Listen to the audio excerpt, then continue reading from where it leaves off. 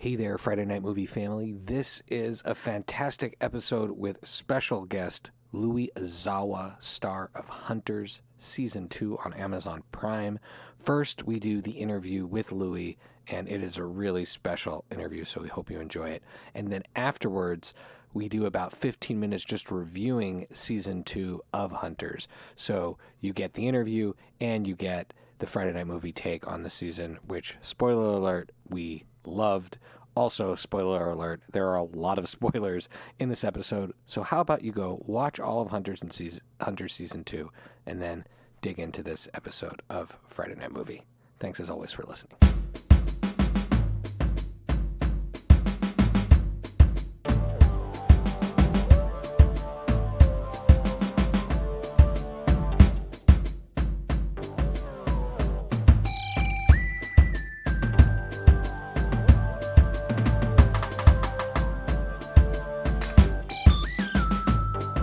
Here we are, and welcome to another episode of the Friday Night Movie Podcast.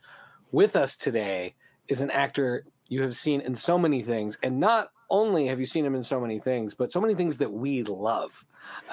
Hunters, of course, Predators, Bosch, the upcoming season of Jack Ryan, and a huge other Grey's Anatomy. Grey's Anatomy, big deal. We're going to get to that. A phenomenal actor, writer, director, Louis Ozawa. Welcome to the Friday Night Movie family. It is great to have you here.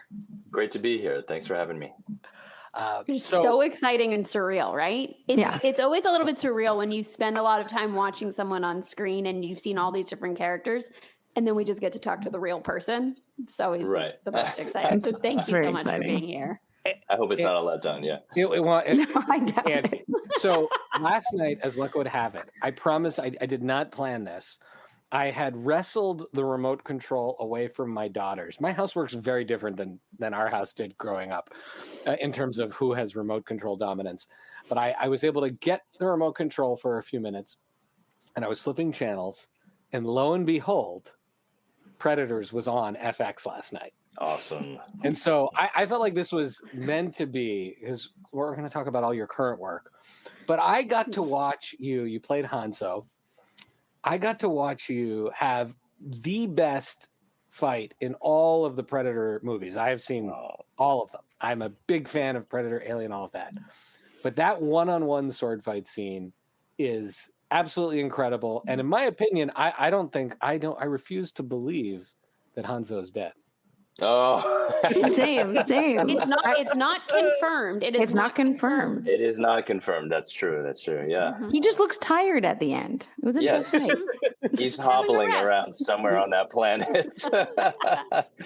And it's truly amazing to have someone with us that has been toe to toe with the Predator. And again, you got to see Predators. It's totally cool entry in the franchise. But then, in addition to hunting Predator, you've also hunted Nazis, as you did just some of the biggest bads in existence. Gone up against. And the Predator. Yeah. and the Predators, Hitler, The Predator's the nicer, more honorable one by far. For sure. So Louis, welcome. You played Joe. You're Joe. I mean, I've been immersed in the second season, in which Joe from Hunters is such a big part of the season, and his arc is which is on Amazon Prime and newly released last week. So it's very exciting. And before we get into that, of course, I think we should be upfront and tell people how we convinced you to come on this show, because, a lot of people get accosted by Lily in the Canary Islands. I think Louis can attest. I don't think accosted is the right word. No. It was more like we invaded your space. You were there sitting at that table. I was being chivalrous and offering my table because they needed more tables, and I was leaving shortly so they could have my table. At that wonderful wine bar, It's just that you can, when you've lived on an island in the middle of nowhere long enough, you can you have like a high radar for Americans.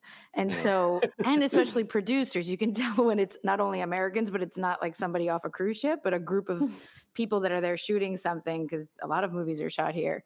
And I first noticed your colleagues, your producer colleagues, speaking in English or whatever. And then you guys were your group was so enthusiastic about the island. It was such a pleasure to talk to people who were here for work, but enjoying the different sceneries and stuff. And I of course noticed you, and I thought, well, that is strange, because I had Joe in my mind from Hunters, but you were very like fashionably dressed and dashing. And there was something, and Joe is not really like that. And so I was like, nah, it can't be. Maybe. And I was like, not going to be that person. And I was, and of course in case there were other actors with you that I didn't recognize, I didn't want to make them feel bad. So which has happened in other settings. It's okay. I've been on that end so many times. Yeah. Right. Well, I don't know. I guess maybe if you're hanging out with Pacino, it might have happened once or twice where actually my wife too, most of the time I'm the one holding the camera, taking pictures for people. Oh, that's Well, your wife is on a very popular television show. Yes, she's on a huge show now. Yeah, The Summer I Turned Pretty, right? That's correct. Yeah. Oh, my wife loved that show. Yeah, she gave me the play-by-play as she watched. And so, anyways, but then I was kicking myself after we had such a lovely conversation. You were so gracious, and everyone in your party was so nice, talking about the island, that I was kicking myself, though, that I didn't mention Hunters, because we had never seen anything like that. And the show really blew us away, and we did multiple episodes on it and talked to many people about it, us being, Jewish, and also, family of Holocaust survivors, and also family from New York. And there's just so many worlds colliding for us there, that I was like, I'm just going to send you a message. Who knows if you even check your Instagram or whatever. And I messaged you just saying how much we loved it. And you were, again, so kind and so nice. So it was a real treat that when, I saw that you posted that season 2 is coming out, because there was a long time between those seasons. I was like, I'll shoot my shot and see if you'd like to join us. And you were, again, so kind. And so glad we could do this. Yeah. So let's get into Hunters. My sisters and we have been like immersed in debating and talking about every frame of season 2. And I have this theory about Joe. Okay. It's not like a fan theory. It's more like a cultural theory. Lily, would you call it a cultural theory? Sure. Absolutely. An analysis. I feel like Joe, in a lot of ways, is telling the story of the United States of America's sins and potential for redemption. Because Joe, who comes from an immigrant family, who was interned, who then went and fought for the United States, who then had PTSD, who then risked his life to fight for another cause, is then captured and tortured and faced with every reason to hate the United States, to hate his original team, and finds his way back, has this moment of redemption. And I look at Joe, who has so much taken from him and who has so many challenges, and then you juxtapose him with Travis, who, like, the basis of Travis's hate Travis seems like he might have had every advantage. I don't know for sure. I don't know. Maybe his parents probably were jerks. But I find that I was constantly watching the tracking of these two characters and their choices and their potential. And Joe always seemed to have more adversity, but also more optimism. Am I on the right track? Do you see what I'm saying here in terms of Joe as a metaphor? Yo, absolutely. There's just one thing I'd love to edit is that Joe is third generation, actually. His father, he is. I'm so sorry. It's a very quick thing that I mentioned is that he fought for the United States in the war during World War II.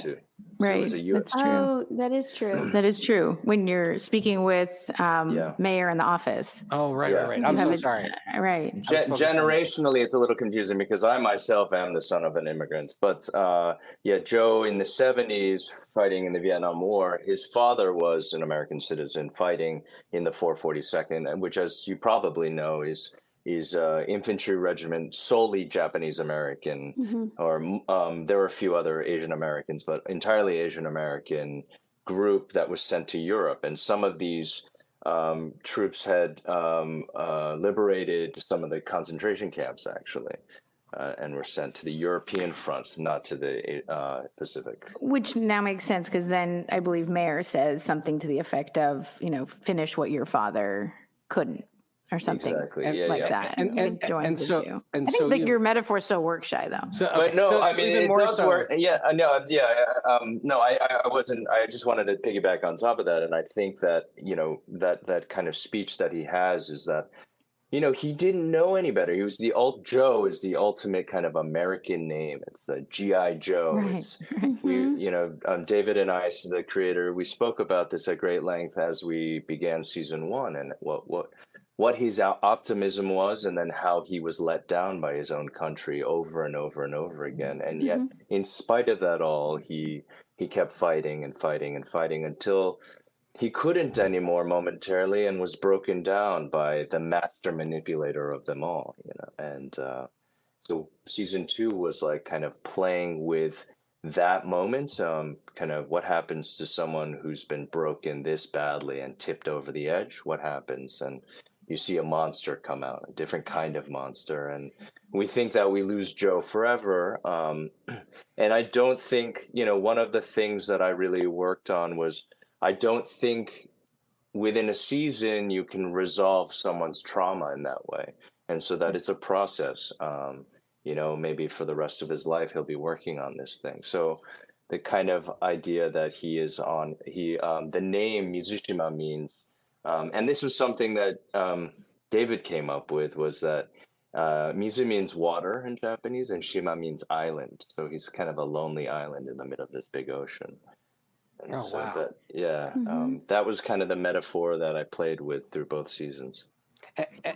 And I think that's a beautiful thing about the show is, while it gives us some sense of resolution of the story, one of the messages that hits the hardest in it and has really hit home in the last episode is that evil doesn't just disappear, doesn't get vanquished. You have to. It's a constant struggle. Yeah, the fight continues, and somebody has to take on that mantle, and you got to keep going. And I think it's a great way to end this series. That if everything's resolved, and I don't think that's a very honest way of. Because Absolutely. It's 1979, and here we are in 2021, right. And we're seeing the same kind of patterns evolving, and Do you feel that season 2? I felt maybe because the world changed so much from season 1 to season 2. True. But do you feel that I felt like season 2 was speaking so much directly to our times? Do you feel like there was a change from season 1 to season 2, or was that really always what we were talking about?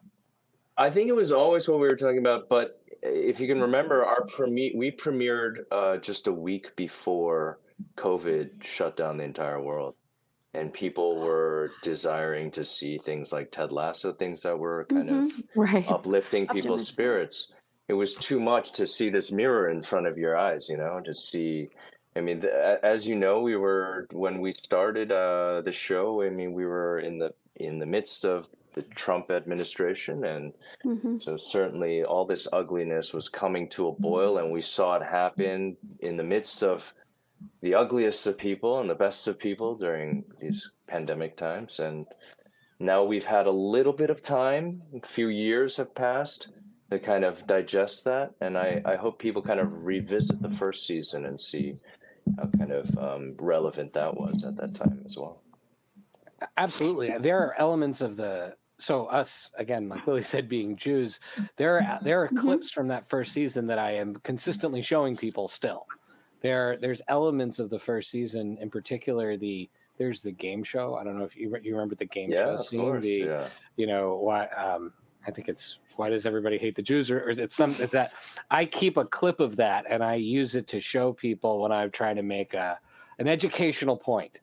Right. And I think a lot of the way the show works in the first season and second season, the first season was awesome. The first season with the second season, it's elevated even further because you have this story that of not redemption, but of the moral questions that are raised to such a fever pitch in part one really get addressed in part two. Did you have the script from the whole show when you started? No, actually, I knew somebody in the writer's room. He's a playwright named Zakia Alexander, and we were in a theater company together. And she messaged me out of the blue and said, "Hey, I think there's a role in this show that I'm working on that you'd be great for. And do you mind if I send you the audition sides? And you should have your reps look into it." And so I took a look at that speech, the monologue from the VA hospital from season one. Right. And I was taken aback by it. I'd heard stories about these Vietnam vets and Asian American Vietnam vets and the kind of trauma, the specific kind of trauma that they had experienced, fighting a war that they increasingly did not believe in, killing people that looked just like them, and also being assaulted both mentally and physically by their own country and their own troops. So what was, I felt this speech encapsulated the psyche of this guy. And it's interesting that there's an Asian American in this group of hunters. We have this kind of myth of the model minority here, and especially on the East Coast, maybe people that are assimilated second generation people, but there's a whole population of Asian Americans have been here in the United States for generations and generations, and comes with a kind of baggage, kind of that we're still just starting to unpack and recognize, in the same way Jewish people can pass in society sometimes and kind of assimilated into society. There's still a history of violence, a history of kind of that can't be ignored. Absolutely. And that's something I wanted to ask about, and I think you're really drawing the connections there, is that on the surface, this is an overtly, right, it's a Jewish story. It's a story of reckoning with this particular Jewish event. What was it like bringing the Asian American experience into that world? And did you feel like, did you see other similarities, or how did you connect to it? Well, that's where I think the whole monkey paw element, really comes in. Jordan Peele is our executive producer, and it feels organic. Why not have this eclectic group of Black, Asian, within this group in 1970s? Let's rewrite the kind of narrative a little bit. It's not revisionist in any way. People existed in this way, a lot of this is fantasy anyway. The real Nazi hunters didn't operate in this fantastic, glamorous kind of way. But yeah, you're starting to plant seeds into people's heads that, hey, there's this guy, you're borrowing from history. There were guys like Joe, there are Americans, patriots, there are soldiers. Believed in fighting for this country, just like those movies from the 80s, the Vietnam movies with white protagonists. There were Asians in those groups, there were Black people in those groups, there were Latinos in those groups, and so it's an opportunity to shed light on those stories as well. Yes, we agree. And as grateful, I think, as we are to have this story that puts a particular Jewish experience front and center, it also feels really important to include those other narratives, and it elevates it and it pluses it, really. I'm curious. So in season 2, I mean, the show's about hunting Nazis. In season 2, I found it disturbing, very jarring, very disturbing to have Hitler portrayed on screen. You have someone, many Udo scenes of Crill's performance is fantastic. It's fantastic. It's not, we don't often have Hitler as a character in a movie or a show for that matter. Sometimes you have him as a caricature, as a cartoon. Right. Like it's no Taika Waititi and Jojo Rabbit. No, which is incredible this is in its own way. Yeah, Udo was had a lot of, he I think he may have passed on this role a number of times because he was a little bit afraid to play this role. He had done it in like kind of over the top stylized comedies before, but never in a kind of more dramatic sense. And so I think he had a lot of trepidation at first, and but he brings a kind of an intensity and gravitas, and just he commits to it fully, and he's not at all like the character that you see. That's and also he's much younger than that. There's like hours and hours of makeup. Yeah, he's not a young guy, but he's certainly not that old. Yeah. So I'm gonna ask you, knowing what so you have the man playing him, who's a real person to you, who who is very different from this character that he's playing, but you have to be in this space where you are playing in a scene against Hitler, and you have to be present and there for it. And I'm wondering how you cope with that, or how real it feels to you in those moments, because as a viewer, because he plays the role with such intensity and such, it's very grounded, it feels very real, even though we're in this very obvious fiction. Well, there's a certain, Joe's in a different place at the beginning of season 2, and if anything, he's replaced the father figure of Meyer with Hitler. And so my focus was on staying in this kind of damaged, brainwashed place and finding solace and a weird kind of father figure in this man. And so that's the only thing that as an actor that you can do, is find what it is that is attractive about Hitler to Joe 2.0 at the moment. And there are these incredible graphic, although not nearly as graphic as season 1 in a lot of ways, which I read about how there is a tonal difference, which I think is very cool. But there's these graphic flashes of the torture and they never give you the full thing. Did you do those torture scenes with Udo Krill, or? Oh yeah. Wow. In fact, I was a little shocked that they were so fast. There's you blink and you can miss some of the imagery that's in there. There's like a lot of kind of like hidden imagery that's in there, which is kind of cool. But we did a full-on waterboarding sequence over and over and over and over. The next morning, I just could not move my neck. I didn't realize that there was so much adrenaline pumping in my system that I had no idea the kind of tension that it was causing in my neck.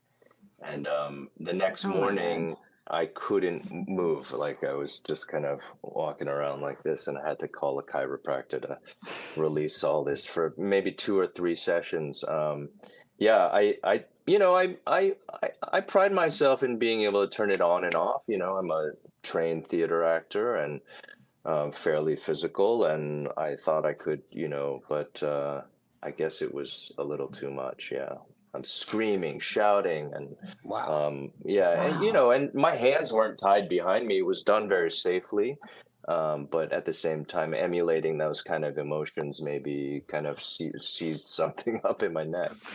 Which makes sense. I mean, and then to take it one step further, you have to then, convince us, right? Because you're still acting, and convince us that you have allegiance to him. Which makes sense, according, that he basically is broken. Joe is broken down, and he's now loyal to Hitler. But then play with the fact that your crew, your other family, is there, and those scenes where you pick and choose those allegiances, those I found extremely powerful. And I mean, I thought you did obviously an excellent job, but you know, when you, and without giving too many spoilers, when you make a choice to save someone and that they're still not even sure who you're loyal to. And then in episode 6, there's another moment where you have to choose. Well, maybe you already made the choice. I did not, for the record, I did not think Joe was choosing there. I was sitting there saying, like, I think Joe's the choice back. I think the choice was made, but as an audience, I was enjoying the suspense of, I mean, no one really knows. No one really knows what he's been through. And that your relationship with this powerful, horrible figure carries through in all your scenes or the rest of the show when that person's not even in the scene. Yeah. And that's brilliant. I thought it was so well done. And Thank you. You carry that tension. You have to carry that tension, because if it's obvious who you're going to choose, then it's great, but it's not as dramatic and it's not as nerve-wracking. And until the last second, it was like when you were counting in German, and I was saying to my husband, I'm like, you had to learn German on top of it. Did you already know German, or you had to learn German? No, I had to learn it. Speaking German, like it's no big deal. I had to learn it phonetically. Andy had to learn it. Yeah. We had dialect coaches, and actually, one of whom was my my classmate from Brown. Oh, yeah, it was pretty cool. Yeah. That's great. No, I thank you for saying that, because it was, it's a testament to David's writing. There are shows, for example, like Game of Thrones. Alfie Allen's character, for instance, is a great example of a character who's been brainwashed and broken, but over several seasons. You're really waiting to see how he'll turn up, but you have to wait seasons for that, and episodes.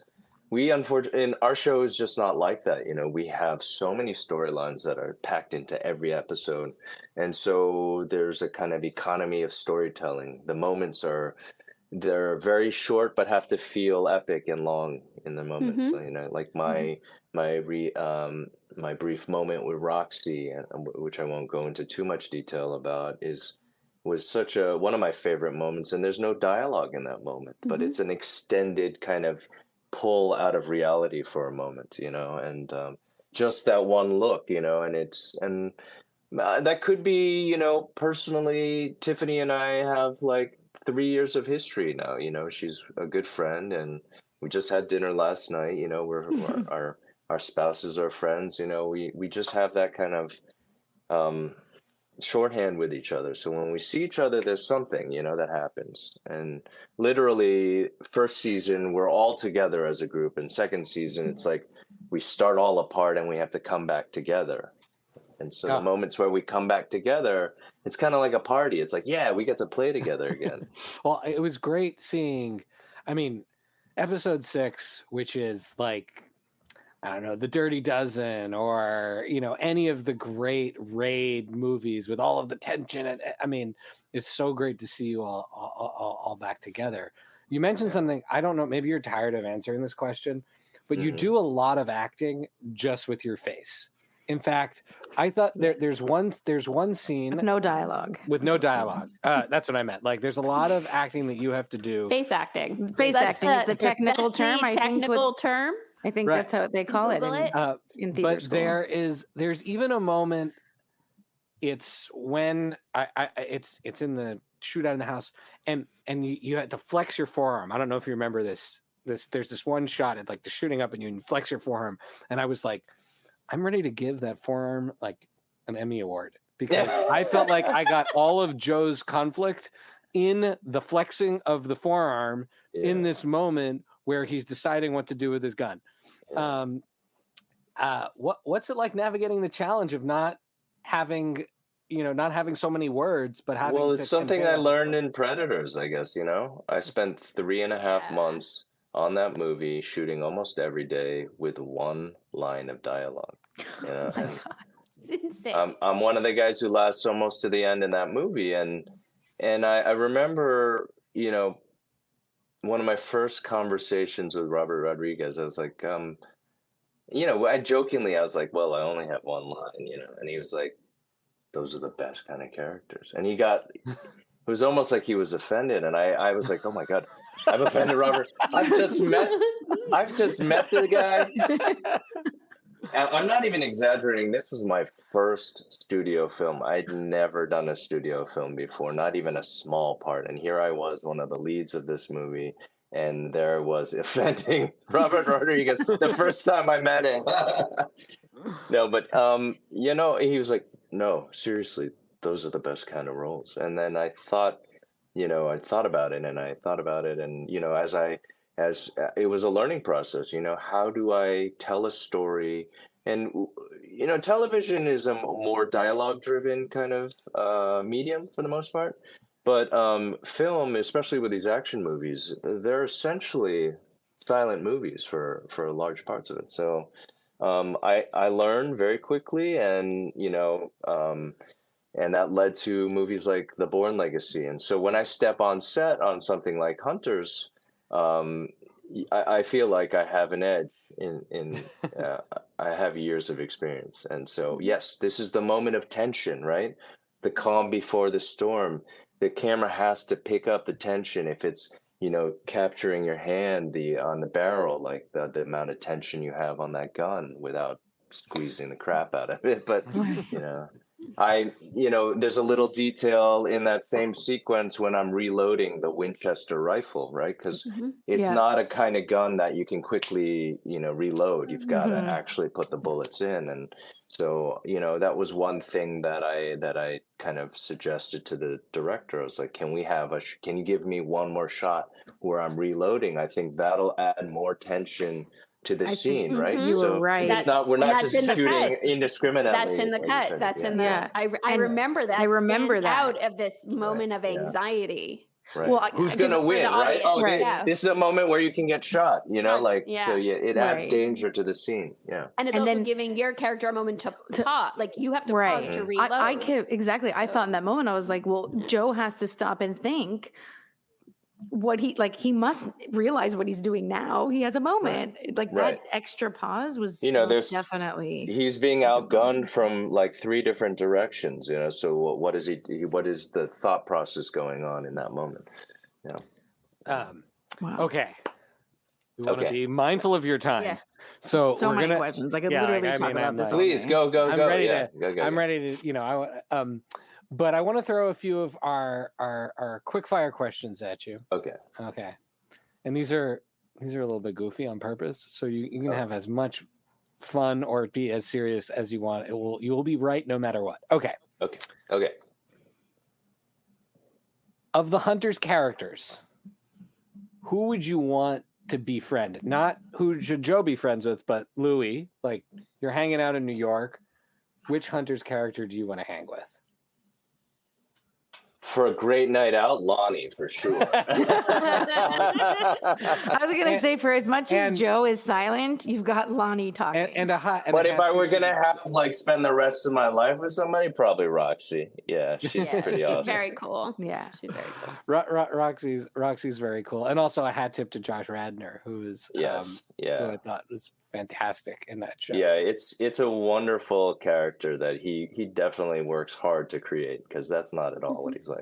Yeah, and not the type of character he usually plays too. So it's good. I was really excited for him for that. Have you seen Fleischman's in Trouble? I'm in the middle of it right now. And so as you watch more, you'll get to see more of Josh. He's wonderful in it. Oh, that's great. And possibly a more Jewish show than Hunters, if that's possible. I mean, we talk a lot on our show about Jewish content and how Jews are represented. In our community, I would say Fleischman's in Trouble is the show I get the most messages and is most active on all of my Jewish summer camp text chains. The Jewish summer camp that they reference in that show is the one that we went to. Oh, really? Yeah. It's and they're about my age. So all of my friends are like, they just mentioned your course. We were on your course. It really hits home. Yeah. And he's wonderful in it. He's a wonderful actor. Okay. You don't have to give all 5, but desert island movies. You have 5 desert island. I like to give 5 because I feel like 3 is too few. Who's going to watch 3 movies? Godfather 1. Nice. I would say quickly Ikiru. It's a Kurosawa film. Awesome. Tampopo. It's a Itami Juzo film. Ridiculous movie about food and sex. It's great. Good for a good laugh. Zoolander. Zoolander would have to be. Just watch that with my kids. Just watch It's a classic.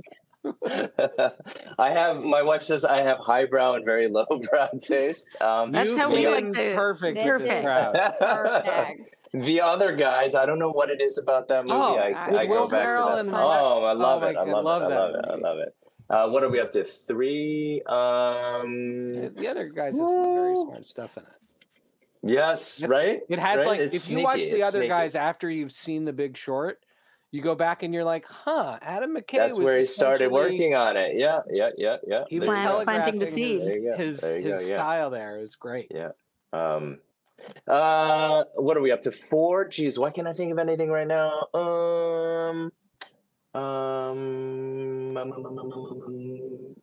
Call Me by Your Name. Oh, that's a good one. That's the really only one that beautiful comes. one. We will not. film. These are not encrusted in stone forever. This is just right now. Next what time you're you come thinking. back, you can change that. Yeah, you can change it. There we go. That's how we'll keep the What- hook in. This Jacques Audiard film.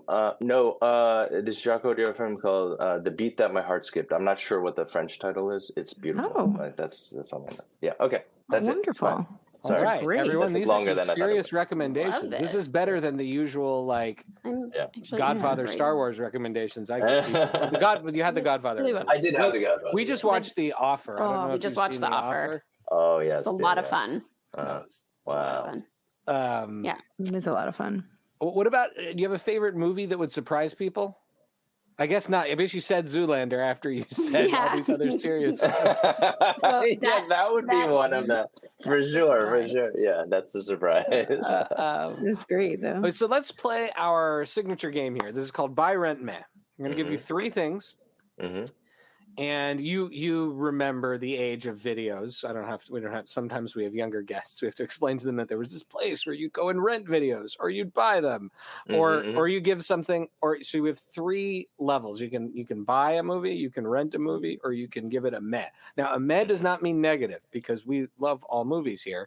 A meh just has whatever connotation you want to give it to. It can be Sure. indifferent. It can be you're not in the mood. So the trick is that you have to give each one of these a one of the values, right? So if I give you these 3 movies, Mhm. this is a hunting theme since you were in Hunters. Okay. You're Thank you, Lily, essentially- for coming up with this. Lily gets credit for They this. have Hunt in the title, Right. Well, sort of, Lily. sort of. The Hunt. They're I don't know about if you've Hunt. seen the movie with Betty Gilpin, The Hunt. Meh.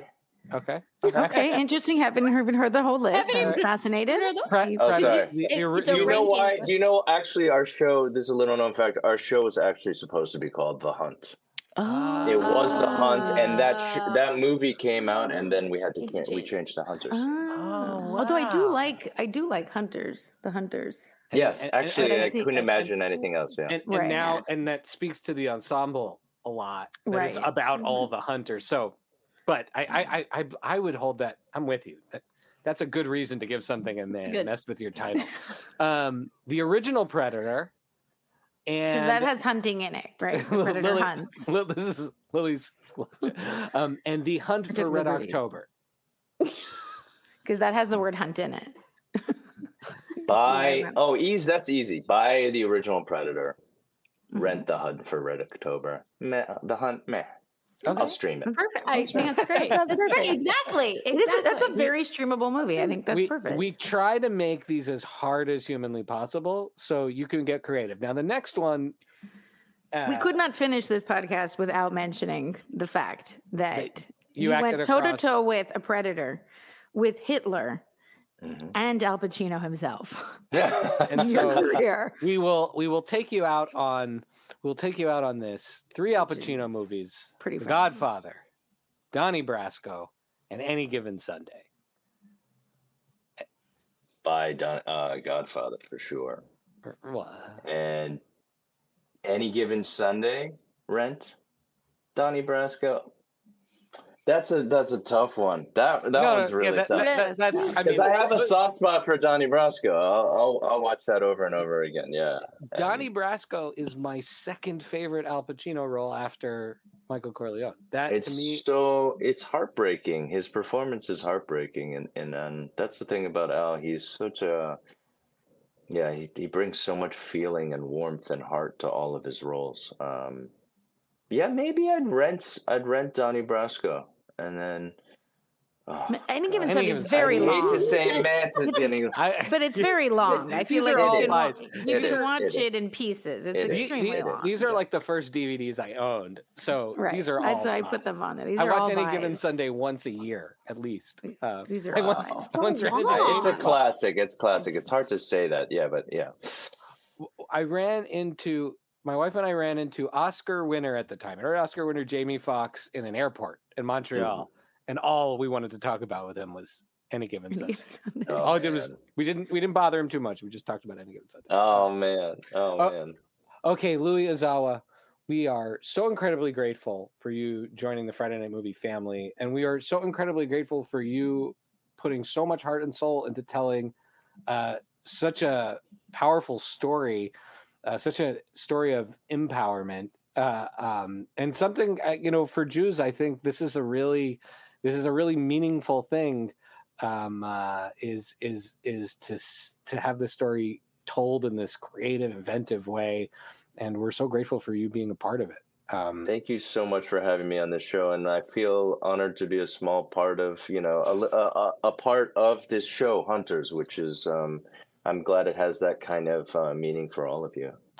Absolutely. And we'll get you out on, of course, Jack Ryan season 4 is coming. That's right. People can follow you at Louis Ozawa on Instagram. Mm-hmm. Anything else you would like to check mention? out Pachinko season 1. It's a really special show. It's on Apple. Awesome. I think you guys will enjoy that. I hope you get a chance to see it. It's a very special one. We will. We take recommendations. We take them very seriously. So with that, you can follow all the Friday Night Movie shenanigans at Friday Night Movie on Twitter and Instagram, FridayNightMovie.com. And thank you to our incredible guest, Louis Ozawa. Thanks for having me. Thank you so much.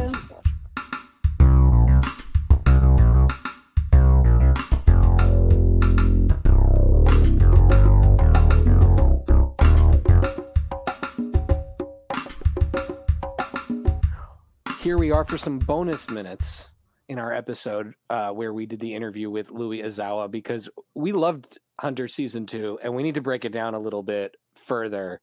Louis was amazing. How great was that interview?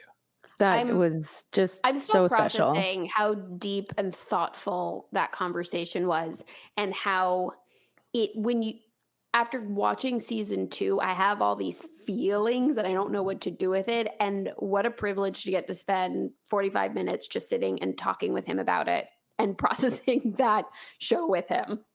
Yeah. I mean, yeah. Now, season 2, tonally so different than season 1. Season 2, for the first 6 episodes, is like a spy thriller. It actually, it's funny, Louis was in The Bourne Legacy. It feels like a Bourne movie on a certain level. Right. And I understand that season 1 is a little bit graphic, and I could see why people might be turned off by it if you're not like able to kind of past that to get to the whole story. But I would even recommend somebody like reading a recap of season 1, and if they don't want to see something a little bit more intense and fantastical, because it's like it's not as based in, I feel like, as realism as the second season, and then watch the second season. It's more stylized. Thank you.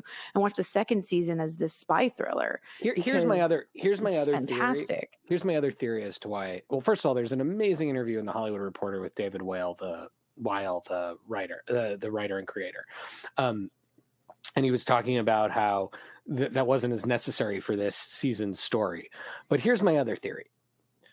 The first season is fantastical, and they need to show you it's fantastical, because a lot of people debated, whether or not it's real history or not. That show is not real history. It's a fantastical show, and they put things in it that make you feel like it's fantastical from the beginning.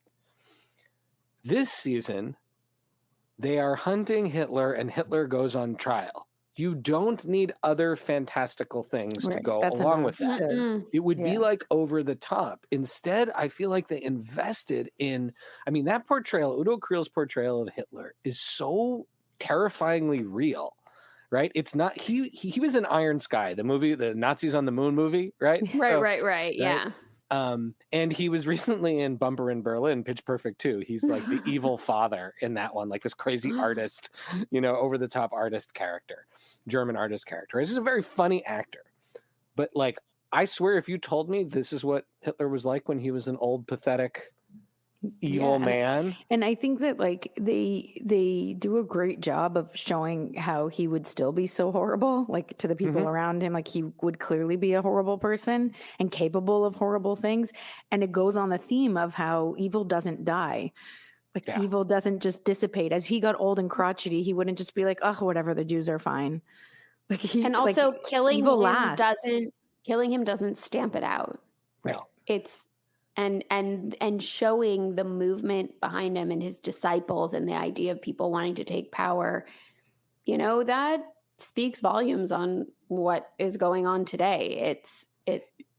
This season, whereas the other season was very like Tarantino-esque. Yeah, we compared it to Kill Bill. Alternative history kind of thing. Yeah. This one was much more straightforward, a very clear lesson about the dilemmas of today as told through a fantastical story about what would happen if Hitler had been alive, what would happen if he went on trial, what happened to the people who had to chase him. And I like in season 2 how they leaned in. Like if someone doesn't watch season 1, well, you get so much more about the main characters in season 2. Like Al Pacino's character takes up a lot of space in season 1, and that makes sense. But now for season 2, you get a lot of really interesting flashbacks with him. But it's the other cast members who've carried like the season forward, who we get backstory on and their relationships and their right and wrong, their black and white decisions and. I think that's just really interesting. It does a little bit of a Godfather Part 2 thing where it shows you the rise of his character, right? Which is really interesting because it also explains, right? There's a very big reveal at the end of season 1 that is like bananas. And it makes it all make a little bit more sense as to who his character is and what his motivation is. And what his motivation is basically just covering his ass. Right. His motivation is never what you're led to believe, that he's redeemed or he tries to redeem himself. There is no really redemption. Just trying to off the people that knew who he was. What's the opposite of a redemption arc? That's what it is. He has a evil arc. And what it also does is that it clarifies this whole debate over him trying to justify the brutal things that he did. Because in the end, they choose, right? You're seeing them a year later scarred by this experience of hunting and trying to find absolution, right? Like Millie's character is trying to find her absolution. And how does she find her absolution? When Hitler goes on trial. Right, not when she murders him in cold blood. Or the other Nazi, even though she doesn't believe she has absolution, right? She doesn't. But I saw an interview with Tiffany Boone, which is so nice that Louis talked about her on the show because she does seem like a super amazing person and she is a great actress. And she had mentioned in this interview, I think it's an interview she did with Louis, they were doing together, that in an earlier version of the season 1 script, they showed Meyer recruiting all of them. So I feel like in a certain way, the way like The Godfather Part 2 takes parts of the book and gives you the backstory, this one gives you where each of them came from. What that gets cut from season 1, but then it's in season 2. You got to have that. Yeah. Okay, let's talk about episode 7, The Home. Oh God, that in and of itself could just be a film release. I mean, it's an hour. It's an hour long. That is basically a movie. It's a feature. I mean, you should give it a few more minutes, and it's a feature. You don't have to watch any of the rest of the show to see that one episode and get a phenomenal, powerful, mind-blowing, artistic. Although I do recommend episode 6 and 7 and 8 if you're not going to watch the whole show as a group. Yeah, as a group. But 7 is. It's wild. How do we want to even talk about it? Well, I'll just say this. It is told as a folktale and it kicks off with these two old German that have a massive picture of Hitler in their living room. Ostensibly Nazi. And they in the seem insane. Right. And they seem absolutely insane. Like they talk to themselves. They just seem crazy is the only way to put it. And they live in the shadow of a concentration camp and it starts with the ashes falling on this beautiful idyllic summer day house in the countryside, and it adorned with flowers and plants. It has a living roof. Yeah, it's like just the set design, the concept art of that home is quite insane. It's amazing. It's unlike anything, and something I like about Hunters in general is that it always was breaking form. It didn't, right? The first season is done in a certain way. The second season is done completely different. Then it shoots off to do this incredible capsule episode. But the capsule episode, I think, like what I'll say, and this is a spoiler alert here, is that the capsule episode brings you to Jonah is making this choice as to whether or not to kill Hitler and honor his aunt and his mother and his grandmother's memory, right? And what the capsule episode helps you understand is where the mercy and the not murdering like comes in, and how someone else from that group with the mother, the other survivors, would interpret and appreciate what he's doing, right? Because at that point he's alone. He doesn't have any family. He doesn't know how they would react to his decision to not kill Hitler. Right. And I think it helps lead you to it gives you some backstory and understanding in that moment of whether or not he gets the validation. And also the very sad truth that doing the right thing often is bad for you. Like it comes back, or it's, you might be the right thing, but it might not result in good things that happen. Like when in that same episode, the little boy tries to save the other little boy, and it like there's a ricochet effect. Just because you're doing the right thing doesn't mean good things will happen, but you live with doing the right thing. And that's a very deep and difficult concept, especially when it's put up against like people really hiding in the wall. And the Holocaust, unfortunately, brings that in such a stark contrast. Well, Hunters season 2, 100% recommend. Highly recommend. Even if you haven't seen season 1, you'll be able to follow it well enough. I would recommend seeing season 1 as well. I had a harder time watching season 1. It's pretty graphic. It's more graphic, and dark, but season 2, like Shai said, a great, more of a thriller, but with these really intense themes in it. Yeah, and an amazing ensemble. And again, huge thank you, Louis Ozawa, who is incredible as Joe. So eloquent and so important, kind and generous in his. Highly recommend. Highly recommend everything he's in. Everything. Jack Ryan season 4. Watch Predators to see and Pachinko on Apple Plus. Yeah, we're gonna watch that. I'm gonna start that tonight. I guess we did the follows already, but where can people follow you? We did your follow. We didn't do ours. Where can people follow you? You can follow me and Becky at FNM Sisters on Instagram. And Becky, anything to say for yourself, Becky? No, but it's so kind of you to ask. You can follow me there too. Okay. All right. You can follow me at Pancake at the Number 4 Table, Friday Night Movie at Fry Night Movie on Twitter and Instagram, FryNightMovie.com. Notice our old web address, FridayNightMoviePod.com, still works, but FryNightMovie.com, which is everything's Friday Night Movie now. The theme song is by What Does It Eat? Love you both, Lily and Becky. It's a lot of fun. Bye.